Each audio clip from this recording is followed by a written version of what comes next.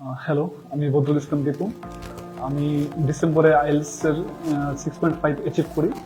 তারপর আমি বেশ কিছু এজেন্সিতে গিয়েছিলাম স্টাডি অ্যাব্রয়েডের জন্য, কিন্তু ম্যাক্সিমাম ক্ষেত্রে আমি হতাশ হয়েছিলাম। অবশেষে আমি আমার এক বন্ধুর কাছ থেকে আমি আইজিসির লোকেশনটা জানতে পারি এবং তাদের সম্বন্ধে জানতে পারি। আমি এখানে এসে আমার ফাইল ওপেন করি ফেব্রুয়ারিতে, এবং আমি কালচার কমিউনিকেশন গ্লোবালাইজেশন সাবজেক্টে আলবর্গ ইউনিভার্সিটিতে ডেনমার্কের অ্যাপ্লিকেশন করি।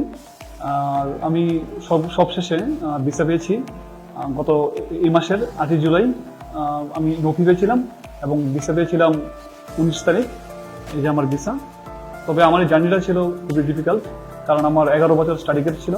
আমি একসময় বিশ্বাস করতাম না যে আমি ভিসা পেতে পারি বা স্টাডি অ্যাব্রয়েড আমার জন্য পারফেক্ট, কিন্তু অবশেষে আমাকে এখানের কাউন্সিলর, যার নাম না বললেই নয়, আলামিন ভাই, উনি আমাকে সর্বদা সহযোগিতা করেছেন। অ্যাপ্লিকেশন থেকে শুরু করে ভিসা পাওয়া পর্যন্ত সমস্ত রাস্তায় উনি আমাকে সর্বদা সহযোগিতা করেছেন। আমি অবশ্যই ধন্যবাদ জানাচ্ছি আলামিন ভাইকে, সেই সাথে আইজিসি।